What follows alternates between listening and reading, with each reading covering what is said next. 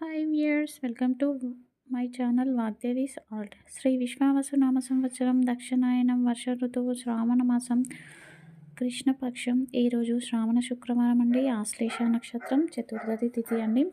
ఇక ఈ వీడియోలో మనం లక్ష్మీదేవి ఏనుగును వాహనంగా కలిగి ఉండడంలో ఆంతర్యం ఏమిటో తెలుసుకుందామండి. లక్ష్మీదేవి ఐశ్వర్యాన్ని ఇస్తుంది. మనం జనరల్గా అంటుంటాం కదండి, ఏనుగును పోషించాలంటే ఎంతో స్తోమత ఉండాలి. అలాంటి ఏనుగులను కూడా పోషించే అంత అష్టైశ్వర్యాలను మనకు లక్ష్మీదేవి ప్రసాదిస్తుంది అని తెలియజేయడం కోసం అమ్మవారు ఏనుగును వాహనంగా ఎంచుకున్నారు అండి. అదేవిధంగా ఏనుగు మదానికి సంకేతం కదండి. అంటే మనలోని అహంకారం ఏదైతే ఉందో దాన్ని తొలగించుకోవాలని చెప్పడంలో కూడా అమ్మవారు వాహనంగా ఎంచుకున్నారు. ఏనుగుకు 4 దంతాలు ఉంటాయి. ఈ 4 దంతాలు కూడా మనలోని అహంకారానికి సంకేతం. అంతా నేనే, అంతా అదే, అంతా నేనే చేశాను, నేనే గొప్ప అన్న అహంభావం ఏదైతే ఉంటుందో దాన్ని తొలగించుకొని మనం మంచిగా ఉంటే అప్పుడు అమ్మవారు మనతో ఉంటారు. అలాగే అమ్మవారు సింహంలో, గజంలో ఉంటారు. గజం యొక్క కుంభస్థలంలో ఏనుగు ఉంటారు. ఇక ఈరోజు రాశి ఫలాలు. ముందుగా మేషరాశి అండి. మేషరాశి వారికి చతుర్థంలో 3 గ్రహాలు ఉన్నాయి. చికాకులు, వివాదాలు ఎక్కువగా ఉంటాయి. బద్ధకం కూడా ఎక్కువగా ఉంటుంది. నమ్మిన వ్యక్తులే మోసం చేసే అవకాశం ఉంటుంది. కాస్త జాగ్రత్త వహించండి. ఈరోజు మీరు ధరించకూడని రంగు బంగారు రంగు. పాటించవలసిన పరిహారం నవగ్రహ స్తోత్రాన్ని పారాయణ చేయడం.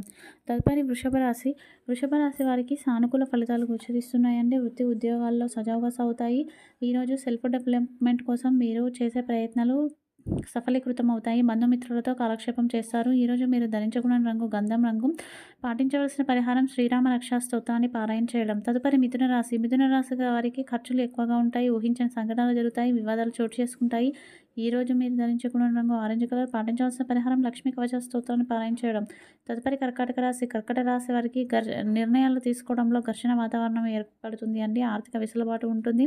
విద్యార్థులకు అనుకూలంగా ఉంది. ఈరోజు మీరు ధరించకూడని రంగు నీలం రంగు. పాటించవలసిన పరిహారం ఇష్టదైవాన్ని ఎర్రని పూలతో పూజించడం. తదుపరి సింహరాశి. సింహరాశి వారికి వ్యయంలో 3 గ్రహాలు ఉన్నాయి. ప్రతికూల ఫలితాలు గోచరిస్తున్నాయి. జాగ్రత్త అవసరం. ఆర్థిక ఆరోగ్య విషయాల్లో జాగ్రత్తగా ఉండండి. పనులు వాయిదా వేయడం మంచిది. ఈరోజు మీరు ధరించకూడని రంగు నలుపు పింక్ కలర్. పాటించాల్సిన పరిహారం నవగ్రహ స్తోత్రాన్ని పారాయణ చేయడం. తదుపరి కన్యారాశి. కన్యారాశి వారికి ఈరోజు సానుకూలంగా ఉంది. మానసిక ప్రశాంతత చేకూరుతుంది. వాహన యోగం ఉంది. ఇష్టమైన ఫుడ్ని స్వీకరిస్తారు. ఈరోజు మీరు ధరించకూడని రంగు నలుపు రంగు. పాటించాల్సిన పరిహారం రుణ విమోచన అంగారక స్తోత్రాన్ని పారాయణ చేయడం. తదుపరి తులారాశి. తులారాశి వారికి కోపం, మొండితనం ఎక్కువగా ఉంటుంది. ఖర్చులు పెరుగుతాయి. ఆధ్యాత్మిక చింతన ఉంటుంది. బంధుమిత్రుల సహాయ సహకారాలు అంతాయి. ఈ ఇష్టదైవాన్ని తెల్లని పూలతోని పూజించండి. ఇక ఈరోజు వృశ్చిక రాశి వారికి గౌరవ మర్యాదలు ఉంటాయి.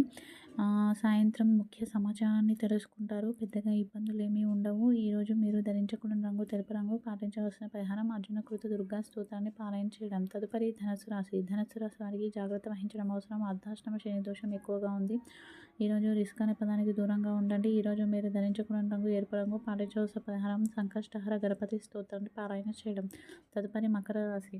మకర రాశి వారికి ఆలోచనలు ఎక్కువగా ఉంటాయి. జీవిత భాగస్వామి తోడ్పాటు ఉంటుంది. వృత్తి వ్యాపారాలు సజావుగా సాగుతాయి. రోజంతా బాగుంటుంది. ఆర్థిక స్థితిగతులు బాగుంటాయి. ఈరోజు మీరు ధరించకూడని రంగు చిలకాకుపచ్చ. పాటించవలసిన పరిహారం దుర్గా అమ్మవారిని పూజించడం. తదుపరి కుంభరాశి. కుంభరాశి వారికి ఆర్థిక లబ్ధి చేకూరుతుంది. ధనాన్ని వసూలు చేస్తారు. ఆధ్యాత్మిక చింతన పెరుగుతుంది. ఈరోజు మీరు ధరించకూడని రంగు పసుపు రంగు. పాటించవలసిన పరిహారం దశరథకృత శని స్తోత్రాన్ని పారాయణ చేయడం. తదుపరి మీనరాశి. మీనరాశి వారికి చికాకులు ఎక్కువగా ఉంటాయి. అనుకున్నది ఒకటి జరిగేది ఒకటిగా ఉంటుంది.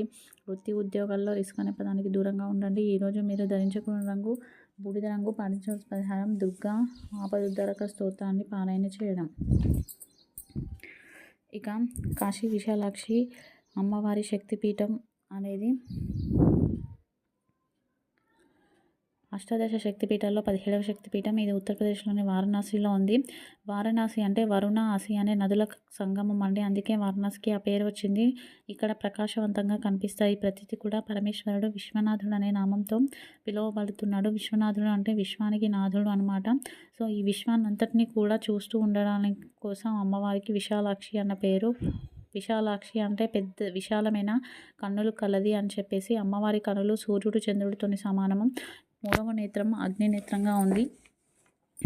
ఈ శక్తిపీఠాన్ని కన్యా రాశి వారు దర్శించుకోవడం చాలా మంచిది.